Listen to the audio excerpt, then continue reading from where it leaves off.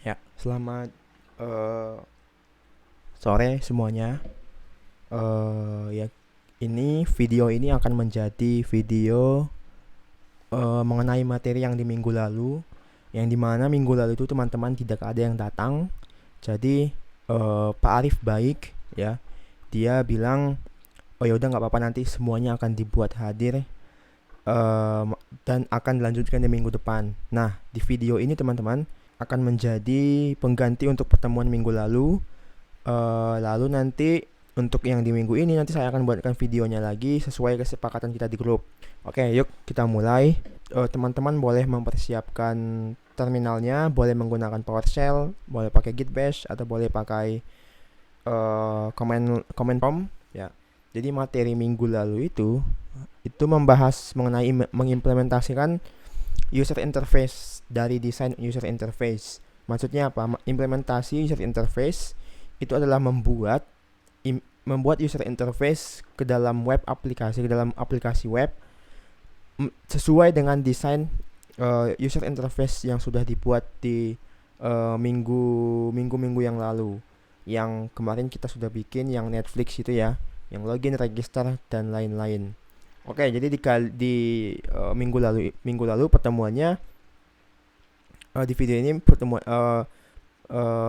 akan membahas mengenai bagaimana cara mengimplementasi desain tersebut ke dalam sebuah aplikasi website menggunakan Next.js seperti yang sudah kita sepakati di minggu-minggu awal pertemuan. Oke, langsung saja.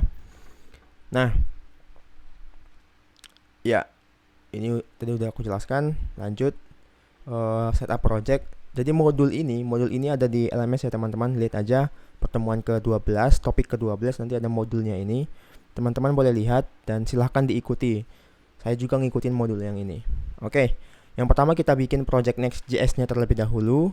Nah, oke, persilahkan teman-teman untuk membuka terminalnya. Saya menggunakan iTerm. Ini bebas ya pilihannya teman-teman, di laptop teman-teman pakainya apa. Nah, terus saya coba pindah lokasi ke tempat ini. Biasa saya ngoding aplikasi Node.js, aplikasi Next.js.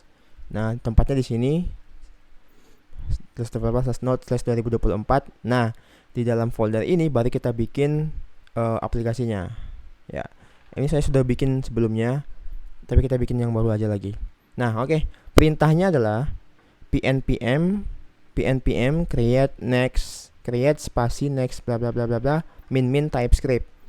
Oke, kita coba buat. Nah, bagi teman-teman yang ketika menjalankan pnpm min f ini ada yang error, nah tidak muncul seperti ini, teman-teman boleh ketikkan perintah npm i min g pnpm. Nah, nanti ini akan menginstal package yang namanya pnpm ya. Oke, setelah itu ini coba saya clearkan. Oke, kita lanjut ya, bikin projectnya. pnpm create next min app add lattice-nya boleh dipakai, boleh juga enggak, biar pendek gak usah dipakai. Terus nama projectnya misalnya web AI web underscore AI ya. Sudah. Nah, jangan lupa ini konfigurasinya min TypeScript supaya menggunakan bahasa pemrograman TypeScript. Oke, setelah itu kita klik enter. Nah, maka akan muncul pertanyaan seperti ini. Yang pertanyaan pertama kita kasih no. Pertanyaan kedua yes. Pertanyaan ketiga kita boleh yes kan juga boleh, yes. Pertanyaan keempat kita kasih no. Pertanyaan kelima ini no juga, dan sudah selesai. Ini tinggal menunggu instalasi package dependencies yang kita gunakan. Oke, dependencies-nya ini sudah dibawa bawaan dari Next.js-nya sendiri. Ada Next, React DOM, Dev dependencies-nya ini dan lain-lain. Oke, sip. Ini udah selesai ya, sukses created web AI add bla bla bla bla bla. Nah, sekarang kita perlu buka kodenya itu di kode editor kita.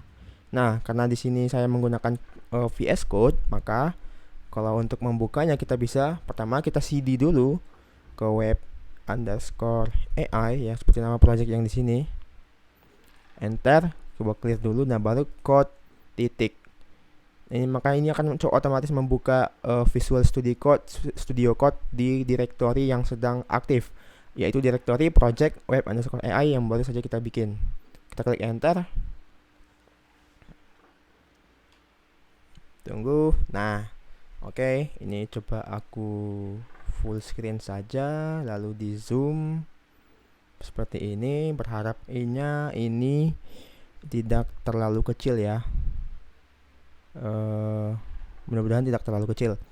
Oke, ya ini projectnya udah muncul semuanya.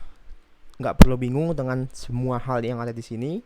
Cukup fokus dengan satu hal, yaitu satu hal yang di dalam folder src, lalu pages, baru ke index. Nah, cukup fokus di dalam folder src saja. Yang lainnya dihiraukan saja nggak apa-apa. Oke. Sip, ini udah ada ya. Nah, kalau kita balik ke modulnya, oke. Nah, kita diminta untuk menjalankan langsung aplikasinya setelah kita menginstalnya. Oke, caranya pnpm dev. Oke, langsung saja. Kalau mau membuka terminal di Visual Studio Code, di keyboard tekan Ctrl J. Terus, nah ini udah terbuka. Terus ketikkan menjalankannya pnpm dev. Tahu dari mana perintahnya ini? Nah, perintahnya ini tahu dari package.json. Kalau teman-teman lihat di sini ada di bagian script yang di bagian dev. Nah, kita itu menjalankan perintah ini, next dev. Kita juga bisa menjalankan perintah boil, start dengan line. Contohnya kita pakai line ya, ini untuk mencek apakah ada error atau enggak.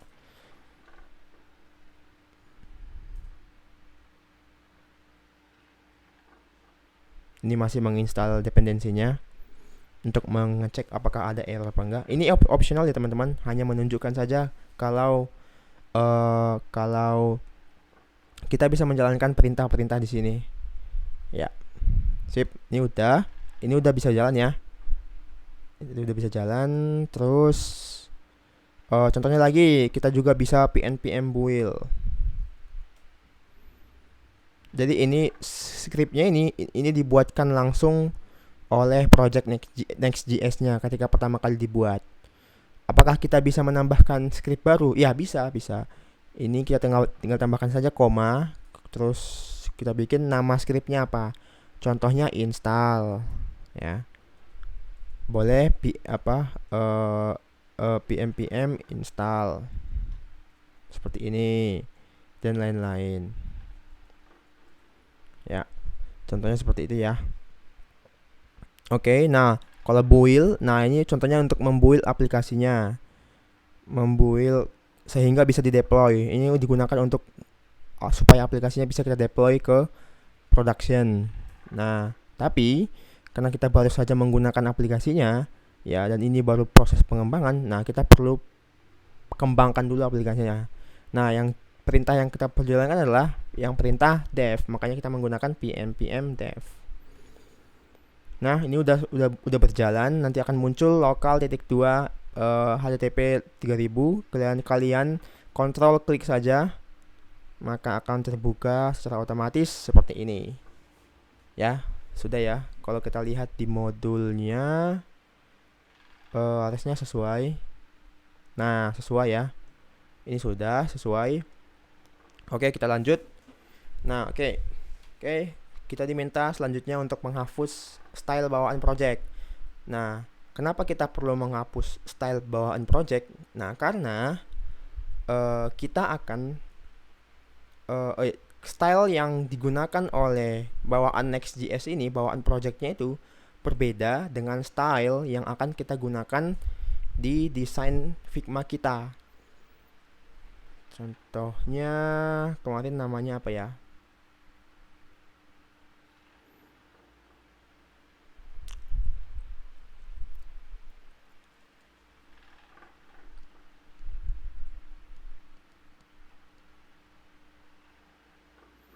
Nah, ini berbeda dengan apa yang digunakan oleh bawaan projectnya. Nah, sehingga kita memang perlu untuk menghapus style bawaan yang sudah dibuat oleh projectnya. Oke, caranya gimana? Nah, kalian coba ikuti modulnya aja. Ini ada penjelasannya sedikit. Nah, caranya dengan cara buka file src styles global.css. Coba kita lihat di VS Code kita di src styles global.css yang ini. Oke. Lalu dia minta apa? Atau biar lebih cepat ketikkan perintah Ctrl P lalu ketik global.css. Oh, perintah cepatnya. Global.css. Nah, ini yang pertama. Oke ya, bisa. Oke, setelah itu lalu hapus semua kode yang di highlight. Oke. Berarti di bagian sini sampai sini. Nah, coba kita lakukan juga hal yang sama. Oke, sudah. Ada lagi yang dimintanya. Maka tampilan halaman home akan menjadi seperti ini. Nah, coba kita lihat tampilan halaman home kita. Oh ya, betul ya. Sama ya. Dengan yang ada di modul sama ya. Oke, balik lagi, kita lanjut modulnya. Oke, setelah style tadi diganti, sekarang kita mengganti default jenis fontnya. Nah, kalau kita lihat di project design kita di Figma, itu kita menggunakan font yang namanya Poppins. Oke, sekarang cara mengganti fontnya bagaimana? Nah, yang pertama kita kita perlu ambil fontnya dulu dari fonts.google.com. Ini kalian klik saja. Oke, diklik. Baru di bagian atas bisa kalian ketikkan namanya Poppins. Lalu diklik, baru dilihat kotak yang di bagian atas, yang kotak tas. Nah, ini masih kosong ya. You don't have any fonts yet. Nah, sekarang kita pilih yang kita butuhkan. Nah, kalau kita lihat di modul, kita butuhnya apa? Kita butuh light, regular, medium, semi bold, dan bold saja. Oke, dimulai dari light ya. Light kemana? Nah, ini light, medium, light, regular, medium, semi bold, dan bold. Oke, sudah. Nah, setelah itu ngapain lagi? Ya. Oke, nah terus diklik bagian tasnya ini, terus pilih import, lalu di copy. Dan copy kode yang diseleksi. Sip, kita lakukan apa yang diperintahkan. Klik bagian tas, yang ini ya tasnya, lalu klik import, baru copy bagian yang di sini. Betul tidak? Ya, sama ya. Nah, sekarang kita copy saja. Copy, baru pergi ke mana lagi nih? Kodenya mau kita ke. Oke, sekarang kita pergi ke file global city CSS. Oke, di sini dia dipaste, letakkan kodenya di line pertama. Oke, berarti ini kita perlu enter ke bawah seperti ini. Lalu kita save, jangan lupa di save. Sudah. Setelah itu, oke, lalu tambahkan kode yang di highlight file tailwind.config. Lalu tambahkan kode yang di highlight ke file tailwind.config.ts. File ini adalah file konfigurasi dari framework Tailwind CSS yang kita gunakan. Oke, yang di highlight itu adalah di bagian font family, sans, poppins, sans serif. Perhatikan ini itu ada di dalam theme ya. Jadi ini namanya adalah objek di dalam JavaScript. Kalau di Python ini namanya dictionary. Kalau di JavaScript namanya objek. Jadi di dalam objek theme ada objek yang namanya font family. Nah, coba kita cek. Ada nggak tailwind config.ts? Oh, ini ada. Oke, mana ada nggak objek theme? Oh, ini ada tuh objek theme. Oke, sekarang kita di dalam objek theme ada objek namanya font family. Ya, terus di dalam font family ada namanya sans ya. Ada objek namanya sans poppins, sans serif. Sans serif. Kita save. Sudah. Selanjutnya ngapain? Oke, sudah selesai ya. Untuk project setupnya udah selesai. Sekarang kita perlu untuk mengimplementasi halaman login. Nah, di sini ada penjelasannya. Untuk membuat halaman login, kita perlu membuat file baru di dalam folder pages. Oke, coba cari dulu folder pages yang mana. src pages. Oke, yang ini folder pages. Kita perlu membuat file baru di dalam folder pages dengan nama login.tsx. Oke, kita coba buat login.tsx. Ya. TXX itu adalah kependekan dari TypeScript React, ya. Ini ekstensinya. Oke, dia bilang apa? Lokasi file akan merepresentasikan endpoint halamannya. Ya, lokasi file akan merepresentasikan endpoint halamannya. Dan root directory endpoint tersebut ada di folder pages. Berarti kalau root directory-nya ini pages, berarti kita bisa saja mengaksesnya ini URL/login gitu ya. Kalau apanya di sini, kalau rootnya di sini. Coba kita lihat lagi. Berarti jika kita membuat file login.tsx, maka untuk URL untuk mengakses halaman loginnya adalah http localhost 3000/login. Ingat ya, yang http localhost 3000 ini adalah alamat URL yang diberikan oleh Next.js kepada kita ketika kita menjalankan aplikasinya. Nah, kalau kalian pergi ke VS Code-nya, coba buka lagi terminalnya, Ctrl J. Nah, maka nanti di sini kalau kalian lihat akan muncul URL yang itu, http localhost 3000. Nah, karena di pages ini merupakan root directory-nya, maka untuk mengakses halaman login kita bisa mengaksesnya lewat URL http localhost 3000/login, ya. Seperti ini. Yuk, oke. Tapi sebelum kita akses, kita bikin dulu. Nah, kita bikin dulu isinya ya, supaya jangan error ketika kita akses. Oke, sekarang kita import next page from next. Oke, kita lakukan saja ya.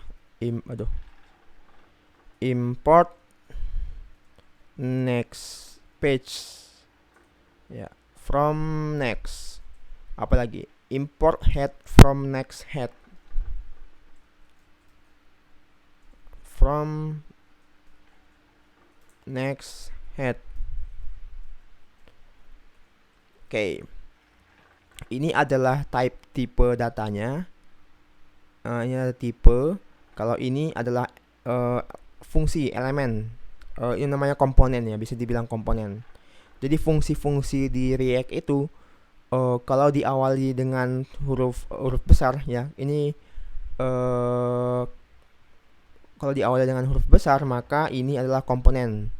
Nah, kalau komponen ini nanti bisa kita gunakan seperti layaknya HTML tag ya. Nanti caranya bagaimana nanti kita coba praktekkan. Oke, terus kita bikin variabel baru namanya login. Nah, ini juga function. Ini salah satu contohnya komponen di React di Next.js. Jadi const login sama dengan .2 next page.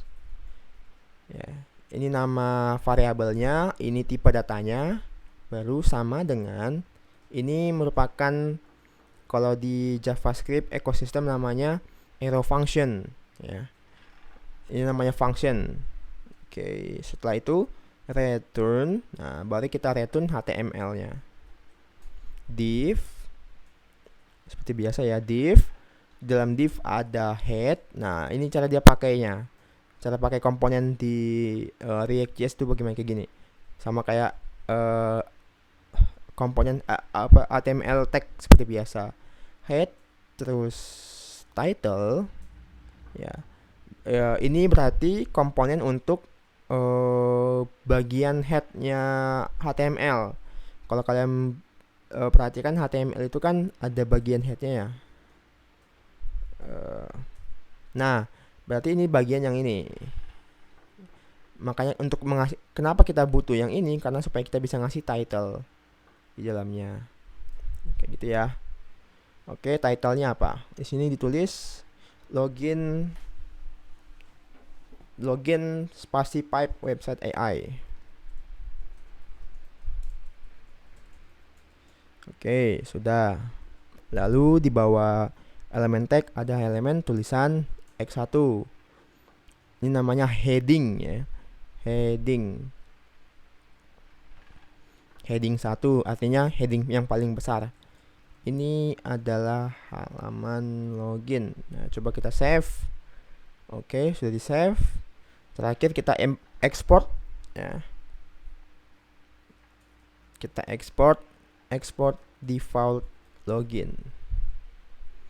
Nah, kenapa kita harus export? Supaya komponen ini bisa diakses oleh Next.js. Coba kita nggak ekspor ya. Nah, coba kita nggak ekspor, kita buka misalnya halamannya.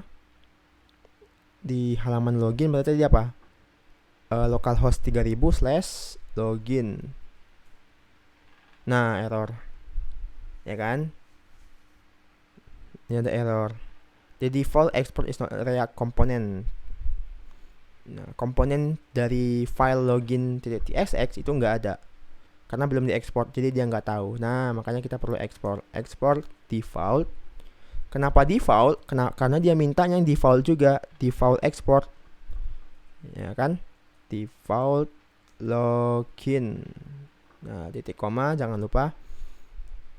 Kalau nggak pakai titik koma juga nggak apa-apa, nggak masalah. Kayak gini. Tapi aku udah terlalu sering pakai titik koma. Pakai. Nah, sekarang muncul. Ini dia tulisannya. Ini adalah halaman login. Bisa ya? Oke, sip.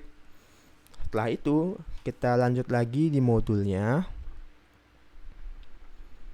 Oke, sekarang mari kita implementasi. Oke, udah selesai tadi ya. Contoh sementara halaman loginnya, kode sementara halaman loginnya untuk mempraktekkan saja. Nah, sekarang kita baru mengimplementasi desain halaman login yang sudah kita buat. Agar sesuai dengan desain halaman login yang sudah kita buat di Figma kemarin, yang bagian ini berarti ya. Oke, kita coba. Yang pertama kita buat background image-nya terlebih dahulu, yang di bagian ini. Background image-nya, caranya yang pertama kita pergi dulu ke file login.tsx di bagian ini, terus kita tambahkan class name namanya outbg. Jadi setiap HTML tag itu mempunyai kelas ya. Jadi kelasnya ini kita gunakan untuk styling supaya terkoneksi ke CSS. Jadi HTML adalah kerangkanya, CSS adalah stylingnya gitu. Oke. Caranya kita coba buat ya. Ini terminalnya kita tutup saja, Ctrl J. Oke, kita tambahkan di sini class name outminbg.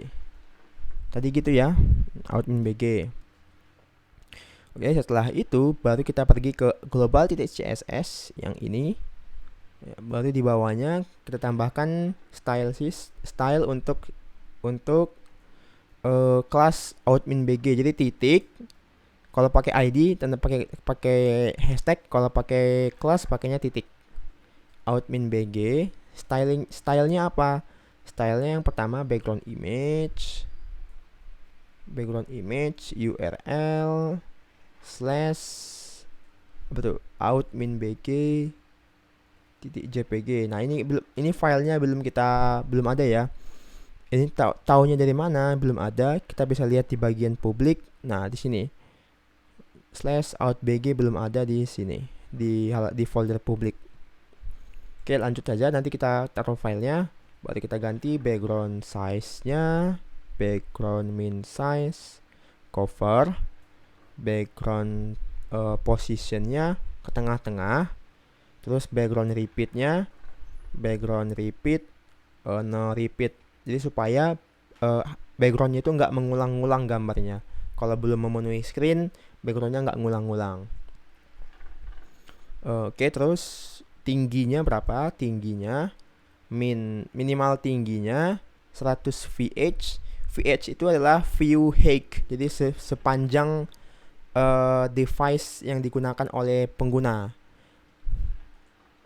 Jadi ini nilainya dinamis ya, dinamis. 100 VH artinya full.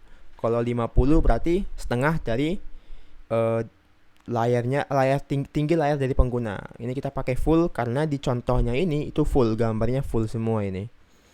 Ya kan? Terus width-nya 100%. Oke, ini panjangnya 100%. Karena di desain juga betul ya, ini full memang backgroundnya. Oke, sekarang kita coba ke dapatin gambarnya dulu. Gambar yang ini. Oke, kalau kalian sudah punya desain yang kemarin, kalian boleh klik gambarnya ini, kontrol klik ya, kontrol klik, terus ke bagian gambarnya, ke bagian kanan, export. Kita bisa export gambarnya, export. Terus misalnya tadi kalian di mana bikin projectnya, kalau saya di Node 2024 web_AI, masukkan ke folder public dengan nama, jadi namanya apa? Out_min_bg. Baru kita klik save. Sudah, balik lagi ke VS Code. Sekarang gambarnya sudah ada di sini. Dan ini gambarnya. Sudah ya. Oke, setelah itu kita coba jalankan. Oh, udah jalan ya. Kita coba akses halaman loginnya apakah sudah berubah. Kita coba refresh. Belum berubah. Kita coba matikan dulu ya aplikasinya. Caranya Ctrl C baru kita coba clear. Kita jalankan ulang. Kita lihat lagi apakah sudah muncul. Oh, belum muncul juga. Oh, ternyata ada yang salah. Di sini kita bikin pakainya ekstensinya JPG, padahal ini PNG. Nah, kita coba ubah dulu PNG. Nah, udah. Nah, baru muncul. Ini zoomnya aku matikan dulu 100%. Nah, baru muncul ya. Sudah ada progres untuk halaman login, udah muncul seperti ini. Oke, selanjutnya kita ikutin lagi modulnya mau ngapain. Nah, muncul. Oke. Nah, membuat kotak yang di tengah dan tulisan sign in. Nah, kotak yang di tengah maksudnya yang ini. Kotak yang ini. Oke, kita coba implementasikan lagi. Oke, pergi lagi ke bagian login.tsx, terus tambahin kelas yang di highlight ya. Flex, item center, justify center. Oke, kita coba pergi. Yang tidak perlu kita close dulu. Yang file yang nggak perlu kita close dulu. Oke, itu kelasnya di bagian sama ya, sesuai dengan out_bg. Oke, kita coba tambahin flex, item center, apa lagi tuh, justify center.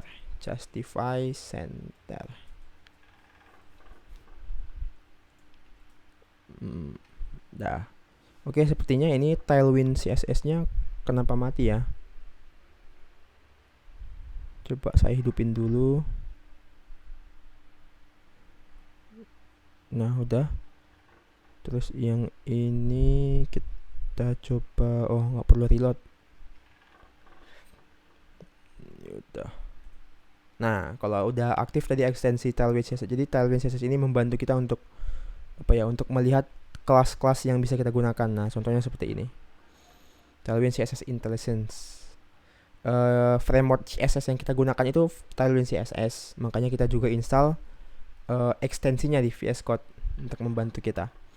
Jadi kalau kita ketik contohnya ini contohnya item center, nah itu muncul ada intelligence-nya. Terus justify min center, nah ada juga. Nah, oke, nah ini kelasnya untuk apa? Kelasnya ini untuk menjadikan posisi display itu jadi flex. Nah, memang ini sangat sulit ya teman-teman, karena teman-teman itu basis data. Kalau teman-teman nggak paham ini nggak apa-apa, nggak masalah. Yang penting eh, website bisa bikin website yang bisa mengimplementasikan AI teman-teman. Atau kalau tidak bisa website, bisa membuat API yang bisa menggunakan AI-nya teman-teman. Karena kalau cuma bikin AI-nya saja, sepertinya itu belum jadi sebuah produk. Jadi kalau mau menjadikan sebuah produk, itu harus ada aplikasinya. Aplikasi dan AI digabungkan menjadi sebuah produk. Makanya kenapa belajar RPL? Karena di RPL itu diajari bagaimana cara membuat suatu project.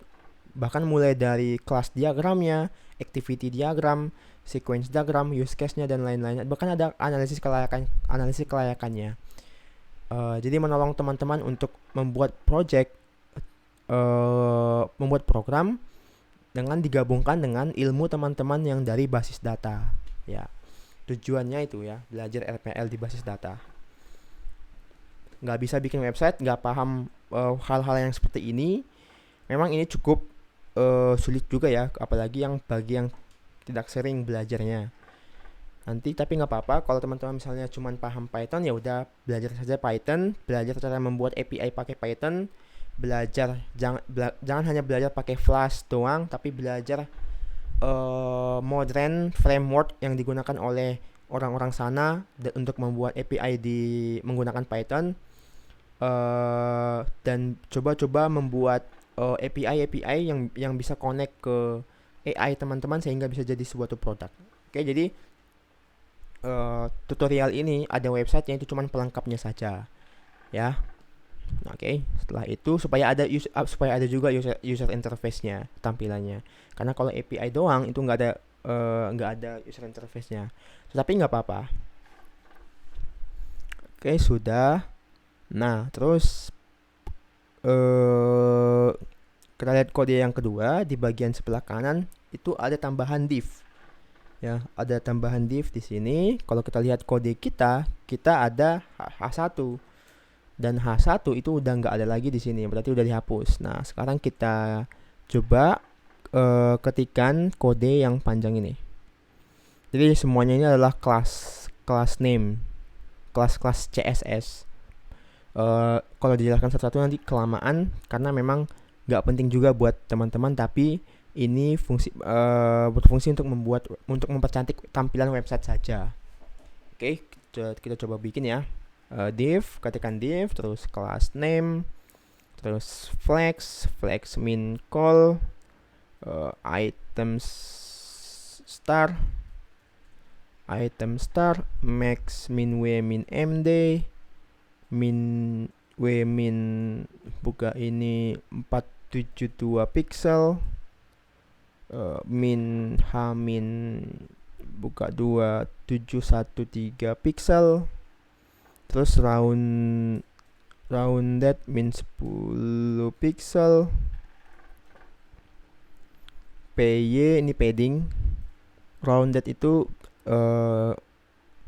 di sekelilingnya ada rounded, round 73 pixel, py px minus ps min 60 pixel, bg min black, bg min opacity min ini opacity backgroundnya. Oke, sudah, ini panjang banget. Oke, setelah itu kita bikin H1, baru kita kasih kelas name, font medium, text min 3XL, text min white, warna tulisannya, fontnya apa? Fontnya sans yang tadi kita bikin. Ini agak beda ya, saya bikin di sini font Poppins, harusnya ini font sans. Kalau mau pakainya font Poppins berarti nanti kita coba harus ganti lagi di sini. Ini jangan sans tapi Poppins. Kita ngikutin yang ada di modul aja ya. Nah, ini Poppins nih. Oke, sudah. Baru di dalam H1 ada tulisan sign in. Kita save, coba kita lihat hasilnya di browser. Oke, jadinya seperti ini. Lumayan sudah mulai sesuai ya. Udah mulai sesuai ya. Walaupun nggak mirip-mirip banget ya. Gak apa-apa. Oke, selanjutnya kita ngapain lagi? Coba kita slideshow lagi. Nah, oke, sudah. Membuat inputan email dan password. Oke. Sekarang tadi sudah tampilan yang kotak tengahnya. Sekarang kita coba bikin inputannya ini dan juga ini. Oke. Kita zoom lagi kodenya ini. Kita juga ada di login, teman-teman. Di login. Dan ini mungkin berada di dalam ya. Ini ada di dalam kotak hitamnya.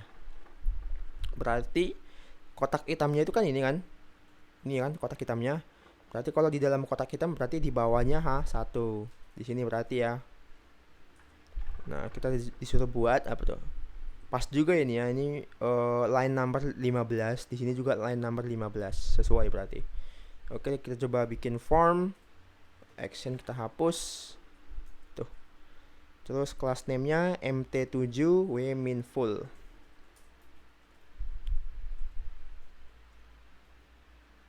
Oke, ke bawah di dalam form kita bikin inputan email address. Nah ini komentar aja doang buat ngasih tahu. Ini cuman komentar. Oke, kita bikin div lagi.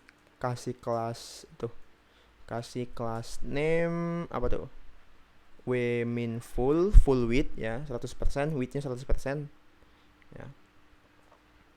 Terus di dalam div-nya ini ada div lagi dengan class name bg min 33333 lalu rounded 5 pixel, border min b min border bottom 2 pixel, border bottom warna orange muda 600, orange tua berarti. Terus border solid. Oke, di dalam div ini ada input apa? Input email. Nah, input email seperti ini. ID sama name kita hapus. Kita tambahkan class name ya. Yang ini class name-nya. Flex grow, flex min grow, p min 4, font Poppins, placeholder, text min 8c.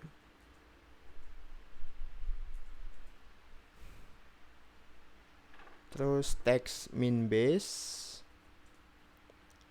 bg min transparent, hati-hati ya, jangan sampai ada yang typo. Kalau typo nanti nggak bisa dia berfungsi. Full, height-nya full, width-nya full, tulisannya warna putih, text white, fokus. Ketika fokus, outline-nya non, dan sudah selesai. Oke, panjang banget. Nah, tambahin lagi, ini ada placeholder ya. Placeholder sama dengan email address. Terus kalau tipe udah ya, ini tipe awal email udah. Oke, setelah itu di div yang kedua, di bawah div yang kedua ada div lagi nih. Berarti div yang kedua mana? Div yang kedua ini. Di bawah div yang kedua ada div, berarti di sini.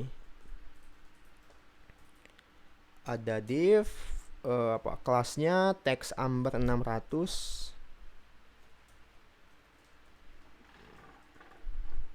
Text min sm, wmin full sama mt min 2. Oke, di dalam div ini ada tulisan please enter a valid email. Ya, karena ini cuma isinya tulisan doang, maka kita bisa ganti div-nya ini menjadi span. Span itu tulisan kecil. Sudah. Ada lagi tidak? Sama aja ya, udah ya. Yang email sudah ya. Kita coba lihat hasilnya dulu, kita simpan. Baru kita lihat hasilnya di browser. Nah, hasilnya seperti ini. Bagus ya. Ini kita bisa ketik. Nah, emailnya. Sip.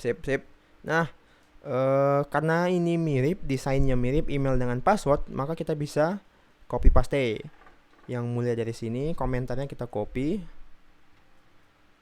Bisa ya, kelihatan ya, ini divnya ini kan satu ini itu satu inputan dengan tulisan yang di bawahnya warna orange itu. Nah, berarti yang kita copy adalah semuanya ini untuk membuat satu inputan lagi, inputan untuk password input. Sekarang di password input, nah ya, kita balik lagi ke modulnya. Hal yang berbeda adalah yang pertama ada placeholdernya, terus yang kedua tipenya jadi password. Berarti kita coba ganti tipenya jadi password, terus placeholdernya menjadi password juga. Yang ini capital P, kalau yang ini kecil semua. Terus di bawahnya, kenapa ini please enter a valid emailnya? Harusnya ini please enter a valid password. Oke, sudah. Duh, kenapa nih?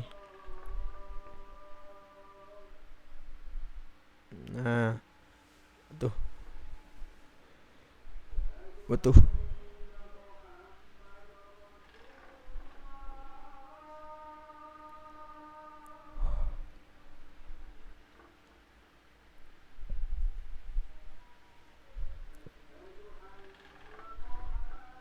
Ya, ada button.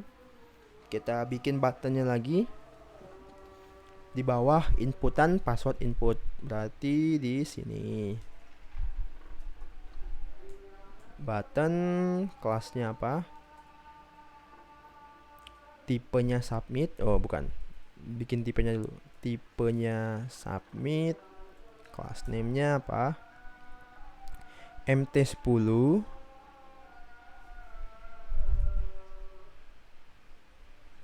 MT10 Wemin full Hamin 58 pixel BG min hashtag E5. Jadi ini hex color ya. E5 0815. Text white rounded 5 pixel. Sudah. Di dalam buttonnya ada tulisan sign in. Oke, sudah. Kita coba lihat hasilnya seperti apa. Udah ya, udah mulai mirip ya. Tetapi memang terlalu mepet dengan yang ini. Kita coba lihat desainnya, apakah ada yang tertinggal. Oh, di bagian ini ada margin top untuk memisahkannya. Jadi memberikan jarak dari yang ini dengan yang ini. Margin top. MT-nya min 4. Berarti di sini kita kasih margin top min 4.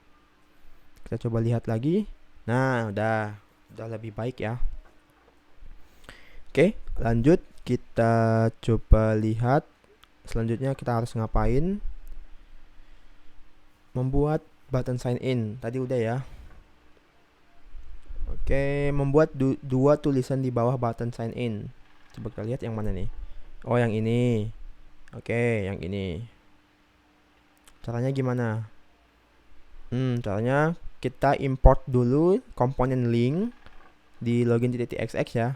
Kita masih di login.xx, kita import komponen link di atas, di bagian atas. Caranya sini import link from next link. Oke, sudah. Terus kita letakin di mana? Karena ini di bagian bawah, berarti kira-kira ini akan di bagian sini juga.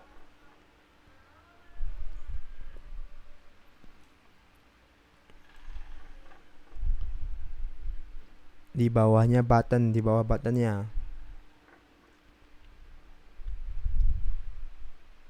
Atau salah ya? Kenapa? Karena soalnya ini berbeda. Apa? Oh iya benar kayaknya. Kayaknya bikinnya di bawah buttonnya. Coba kita bikin dulu aja ya. Di sini dipakai tag P. Class name-nya apa? Class name-nya mt min 29 pixel. Teks ukurannya kecil, small. Teks warna teksnya hashtag 727272. Tulisannya apa? Oke, di dalamnya kita enter aja ke bawah. New to Flixnet. New to Flixnet.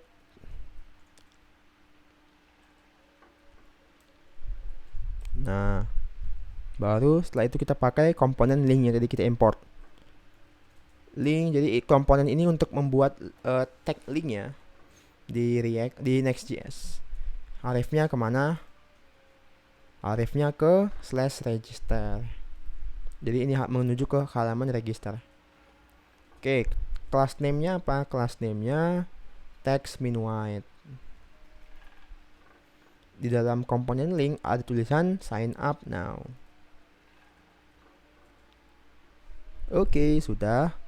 Kita coba lihat hasilnya. Ini udah nih. Kalau kita klik, pergi ke halaman register ya. Nih, /register. Nanti kita bikin halamannya. Kita coba kembali lagi ke halaman login. Jadinya seperti ini. Oke, lanjut lagi. Kita bikin yang di bawahnya. This page is protected by. Bikin P lagi. Class name. Text min warna teksnya apa? 81 8080. Text min SM. Terus margin topnya jarak ke atas 1 pixel. Setelah itu kita bikin tulisan. Nah, ini kita copy aja karena panjang dari Figma-nya. Paste. Kita jangan menggunakan ini. Kita UR aja ya, kita ginikan aja ya. Tadi kan gini ya. Artinya sama aja kayak gini. You are not about. Nah, sudah seperti ini. Kita coba lihat hasilnya. Dan udah jadi. Oke, selanjutnya apa? Kita coba lihat. Sama ya hasilnya ya. Nah, membuat persegi panjang di tengah menjadi relatif. Oh, panjangnya relatif. Ya, sebelumnya kita pakai panjangnya itu ditentukan oleh angka 472 pixel. Ini lebarnya dan tingginya 713 pixel. Jadi ini tidak relatif sesuai dengan sesuai dengan panjang yang dibutuhkan untuk memuat semua komponen yang ada di kotak yang ada di kotak di tengah-tengah ini. Ini kan terlalu kepanjangannya. Nah, supaya bikinnya relatif, maka kita perlu hapus yang ini. Nah, ini yang membuat itu nggak relatif karena kita setnya manual. Kalau kita hapus kelasnya, tadi aku cuman hapus doang ya. Seleksi yang min H sama min W, hapus, baru disimpan, baru muncul seperti ini. Jadi panjangnya udah sesuai, tidak terlalu kepanjangan lagi. Oke, lanjut. Dia minta apa lagi? Nah, udah ya. Nah, oke, halaman login udah selesai. Sekarang kita bikin halaman registernya. Oke, untuk membuat halaman register, ini salah belum tak ubah ya. Tinggal buat file yang namanya register.tsx. Oke, kita sama. Daripada capek-capek kita bikinnya dari nol, karena halaman login dengan halaman register hampir mirip, maka kita copy saja. Halaman loginnya, copy, baru paste ke dalam folder pages. Nah, yang login ini kita ganti nama file jadinya register. Nah, oke. Setelah itu kita juga ganti nama komponennya jadinya register. Jangan lupa karena ini variabel yang diekspor, jadi yang diekspor yang di bawah kita ganti juga dari login menjadi register. Oke, sip. Udah. Nah, ini juga kita perlu ganti jadi register. Sign in jadi sign up. Apalagi? Ini sign in jadi sign up. Daripada new to Netflix, Flixnet kita ganti jadi already have an account. Ya, cuman ganti-ganti sedikit-sedikit saja. Karena halamannya hampir mirip. Already have an account, sign in now. Dan ini mengarah ke halaman login. Oke, yang bawahnya tetap sama, tetapi ada penambahan satu field. Fieldnya full name. Nah, kita bisa copy saja yang input dan email ini yang hampir mirip ya. Di atasnya kita bikin, berarti di atasnya komentarnya kita paste. Lalu kalau berantakan tinggal saja Ctrl S supaya memformat otomatis. Kalau nggak terformat otomatis, kalian pergi ke settings. Caranya klik ke file, terus ke help, terus bukan kemana ya, settings itu kayaknya di mana ya. Kalau aku sih ininya Ctrl koma, buka settingsnya ini. Nah, kalau udah kalian tentukan, tapi kayaknya beda sistem operasi, beda juga. Nah, coba nanti kalian cari. Nah, setelah kalian cari, setelah kalian buka settingsnya, coba kalian ketikkan format on save. Nah, kalau ini belum on, coba di on kan, karena ini yang membuat kodenya otomatis terformat ketika di save. Ya, oke, sudah ya. Tadi sudah kita duplikat ini inputannya, sekarang kita ganti saja. Nah, ini komentarnya kita bikin jadi full name. Ini bebas ya, kalau mau bikin komentar, mau bikin enggak, ini bebas, karena ini hanya memberikan tanda saja kepada kita. Oke, terus kalau tipenya email, yang ini kolom email, tipenya email. Kalau yang ini kolom full name, berarti tipenya teks biasa. Kalau untuk tipenya, tipe input ada banyak ya. Nah, ada tipe URL, time, dan lain-lain. Tapi kalau biasanya kalau nama-nama, itu biasanya teks biasa. Oke, sekarang ini jadinya please enter your name, your full name misalnya. Terus di bagian placeholder inputnya kita ganti menjadi full name sesuai dengan yang ini. Ya, ini n-nya huruf kecil. Ini namanya placeholder ya. Oke, sudah. Kita coba save dan kita lihat hasilnya seperti apa ya. Nah, ini masih halaman login. Kita coba pergi ke halaman register. Cara klik aja yang sign up now ini, atau bisa juga diganti lewat sini. Register bebas, aku mau klik aja, klik. Nah, dah. Oh, tapi ini belum dikasih jarak ya, sedikit lagi. Nah, coba kita kasih jarak dulu. Inputan email yang ini, inputan password ini. Nah, tadi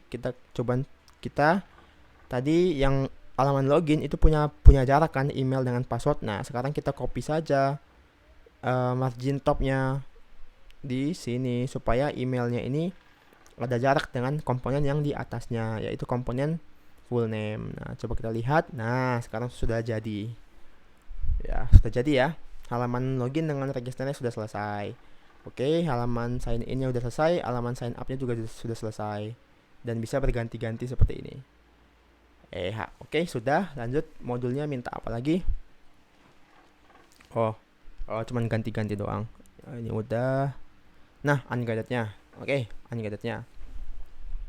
Setelah kalian belajar mengimplementasikan UI dari halaman login dan register, nah sekarang coba kalian, untuk laporan praktikum kalian, coba implementasikan halaman home dari website AI kalian. Nah, masing-masing itu pasti berbeda tampilan halaman home-nya karena disesuaikan dengan use case AI kalian. Contohnya, maksud saya gimana? Sebagai contoh, kalau use case AI kalian tentang image recognition, maka inputnya adalah gambar, ya kan? Karena kan kalau AI-nya image recognition berarti kan butuh inputan gambar. Nah, berarti di halaman home itu membutuhkan tampilan untuk inputan untuk mengupload gambar. Mungkin nanti ada tampilan drag and drop atau cuman inputan biasa yang tipenya file. Ini bisa juga ya. Inputan ini bisa kita ganti jadi file. Nah, file ada ya, input file, atau mungkin nanti ada tombol button untuk ngeklik untuk menjalankan, untuk mengirim API-nya. dan lain-lain. Itu terserah kalian tampilannya mau seperti apa.